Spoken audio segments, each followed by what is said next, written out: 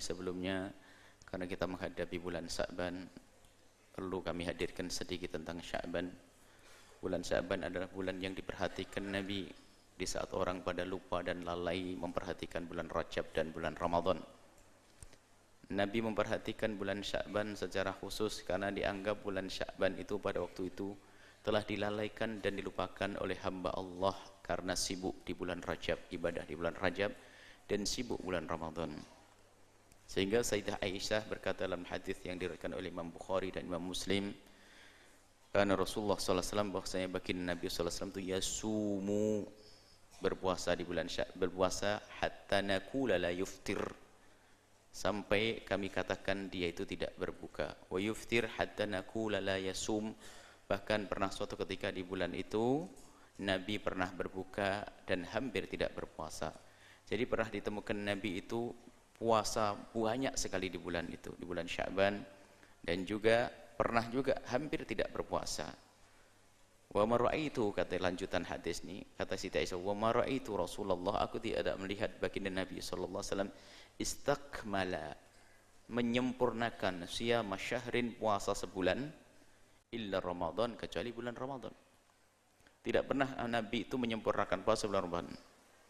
Wa ma ra'aitu aktsara siyama minhu fi Sya'ban, dan aku tidak melihat Nabi itu puasa itu banyak di hari-hari kecuali di bulan Sya'ban.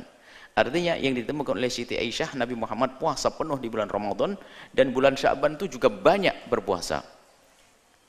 Dalam riwayat lafadznya Imam Muslim, Nabi mengatakan, Siti Aisyah dikatakan bahasanya kana Nabi itu yasumu Sya'ban kullah.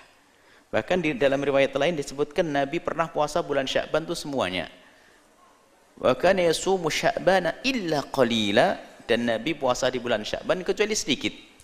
Ini menunjukkan perhatian Nabi dengan bulan Sya'ban. Mari kita selagi Nabi perhatian dengan bulan tersebut, padahal Nabi pahalanya sudah tak kurang-kurang, dosa pun tidak ada, tapi pun demikian beliau semangat berpuasa di bulan Sya'ban. Ayo kita hidupkan di bulan Sya'ban dengan beribadah.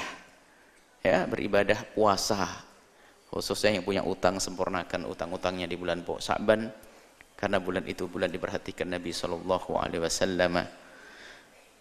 Dan ini bulan diangkat amal.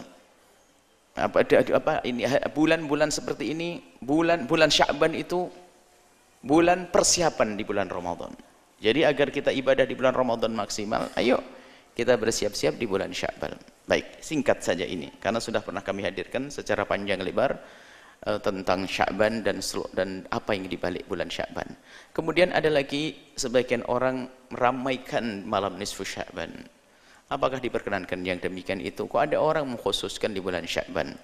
Ketahuilah ibadah di hari apapun boleh dan di bulan apapun boleh, apalagi di bulan Sya'ban yang Nabi memperhatikannya. Adapun spesial di malam nisfu Sya'ban memang ada di sana isyarat dari baginda Nabi tentang kelebihan malam nisfu Sya'ban. Dalam hadis yang diriwayatkan oleh Sayyidina Mu'adz bin Jabal, ini Imam Ibnu Hibban mengatakan hadis sahih, Imam Tabrani mengatakan rijalu thiqat, perawinya adalah orang yang bisa dipercaya. Di situ bahwasanya Nabi sallallahu alaihi wasallam qala, berkata, innallaha, Allah sesungguhnya, yattali'u ala, innallaha tabaraka wa ta'ala, yattali'ullahu tabaraka wa ta'ala, Allah subhanahu wa ta'ala melihat. Setiap saat Nabi melihat, setiap saat Allah melihat hambanya. Akan tapi jika disebut secara khusus berarti ada pandangan khusus.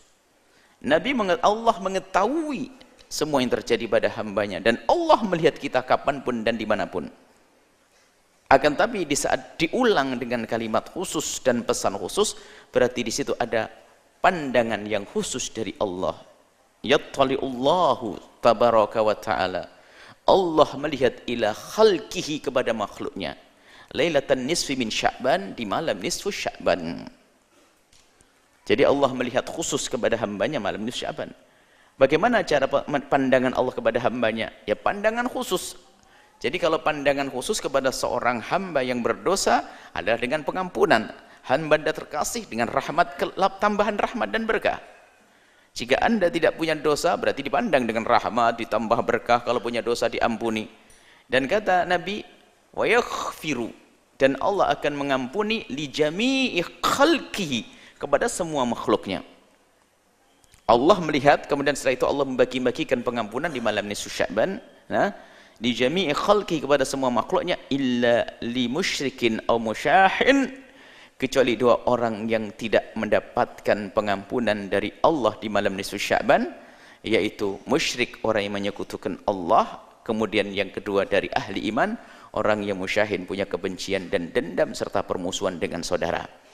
Maka mari di malam nisfu Sya'ban nanti kita meningkatkan istighfar kita, ibadah yang sangat luar biasa, yaitu istighfar sesuai dengan tadi pengampunan Allah, memohon pengampunan kepada Allah. Kita beristighfar sebanyak-banyaknya, berdamai dengan Allah Subhanahu wa taala, kemudian juga berdamai dengan saudara, sanak kerabat. Persiapkan mulai hari ini hadiah dan segala macam apapun ya. Mungkin boleh sorenya makan bersama, malamnya makan bersama, setelah berzikir, beristighfar. Dan pastikan di hari itu, dimulai hari ini, di hari itu kita sudah tidak punya dendam kepada siapapun, tidak punya permusuhan, tidak punya persengketaan dengan siapapun. Kalau sudah begitu, berarti Anda akan mendapatkan pengampunan dari Allah Subhanahu wa taala, dan alangkah indahnya pengampunan dari Allah. Adapun ibadah-ibadah yang lain, tidak ada pesan khusus dari Nabi ibadah-ibadah tertentu. Tidak ada pesan sholat tertentu, tidak ada pesan apapun. Yang jelas semalam itu adalah Allah mengampuni hamba-hambanya. Maka yang sangat sesuai adalah memohon ampun kepada Allah.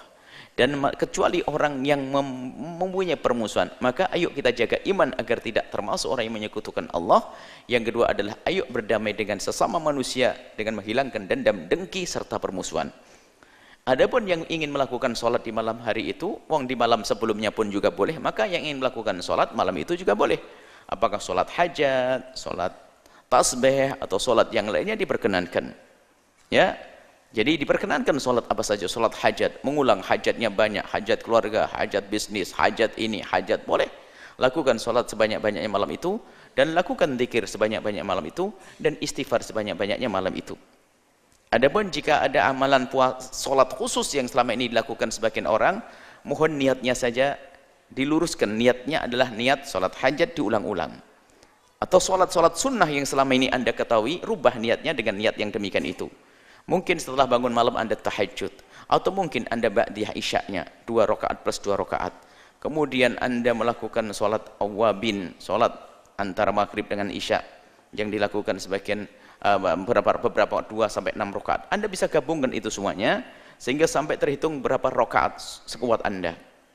Jadi yang jelas di malam itu tidak ada himbauan khusus sholat tertentu, tapi kalau Anda ingin melakukan sholat tentu tidak dilarang. Maka yang bukan dilarang, karena di hari yang lainnya pun boleh, maka di hari tersebut juga boleh.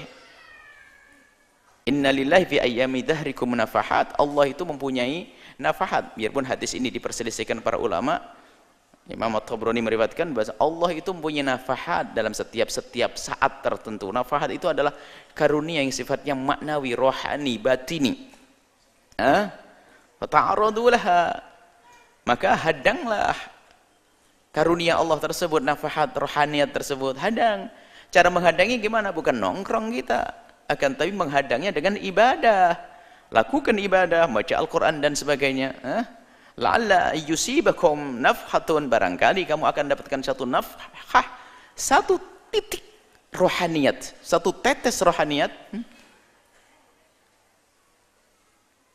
sehingga menjadi sikap falan tasqau abadan, dalam riwayat ba'daha abada, sehingga kau tidak akan menjadi orang yang bakal sengsara selamanya. Jadi perlu kalau ada berita bahwasanya di hari itu, bahkan dalam riwayat Nabi pergi di suatu ketika dalam hadis yang lain, faqadtu Rasulullah, kata Siti Aisyah, aku kehilangan Rasulullah. Karena itu jatahnya Siti Aisyah. Kemudian faida huwa bil baki, tak taunya fa kharajtu, kata keluar Siti Aisyah, faida huwa bil baki, Nabi di baki. Di baki, di antara masjid Nabi dengan makbarah kuburan itu adalah namanya Baqi. Di Baqi itu kuburan di situ. Nabi di sekitar itu. Kemudian Siti Aisyah datang. Kemudian ya Rasulullah menegur, kata Aisyah, ya Aisyah, atakhafina ayahifallahu alaika wa rasuluh. Apakah kamu kenapa ke sini Aisyah? Apakah kamu takut Allah dan Rasul menyanyiakan kamu? Enggak. Kata Rasulullah, inni dhanantu dhahabta ila ba'di nisaika. Aku kira kamu ke istri yang lain ya Rasulullah. Faqala Rasul, kemudian Rasulullah menjawab, ya, nazalallahu subhanahu wa ta'ala kama qala Rasul, Allah subhanahu wa ta'ala turun Lailatan Nisfi Sya'ban. Maksudnya turun Allah adalah memberikan rahmat secara khusus, memberikan karunia secara khusus Lailatan Nisfi Sya'ban, di malam nisfu Sya'ban. Fayaghfiru, dan Allah memberikan pengampunan li aqtaro, lebih banyak min adadi sya'ri ghanami kilabin, lebih banyak daripada bilangan bulu dombanya Bani Kilab. Jadi Bani Kilab itu adalah satu kabilah yang paling kaya punya kambing, punya domba. Dan itu bulu dombanya suruh hitung. Maksudnya nggak usah dihitung bulunya. Maksudnya Allah akan berikan pengampunan seluas-luasnya. Ya, artinya Nabi melakukan, mengkhususkan juga. Artinya Nabi malam itu juga melakukan sebuah kebaikan. Maka dari itu alangkah indahnya, alangkah baiknya kalau malam itu kita hidupkan seperti para salafun saleh menghidupkan, dan Anda tidak perlu merasa bingung kalau ternyata ada orang yang mengatakan itu adalah amalan bid'ah. Anda sudah mengerti, yang mengatakan bid'ah itu memang biasa, sedikit-sedikit mengatakan bid'ah, kan sudah ada jelas dari Nabi SAW bahwa malam itu adalah malam istimewa pengampunan. Dan apa layaknya pengampunan? Ya kita minta ampun, kan begitu. Anda minta ampun, Anda mencari waktu itu, menanti hari itu. Maksudnya apa? Nabi memberitahu kalau bukan karena menghimbau kita. Menghimbau tidak harus berkata bacalah istighfar, enggak. Kalau orang cerdas, Anda akan paham. Saudara-saudaraku, di kampung sebelah Anda pengembala kambing misalnya, Anda pengen rumput, lalu kami berkata di kampung sebelah banyak rumput, artinya apa? Ya pergilah ke sana, gitu. Gak usah kau merumput ke sana. Ini. Jadi hari ini adalah hari Allah, malam ini malam pengampunan. Ya, yang faham mencari pengampunan, selesai. Jadi tidak ada bid'ah di dalamnya. Asalkan yang Anda amalkan adalah amalan-amalan yang diajarkan Nabi SAW seperti istighfar, silaturahim, dan seterusnya. Ini saja insya Allah untuk persiapan kita memasuki bulan Sya'ban.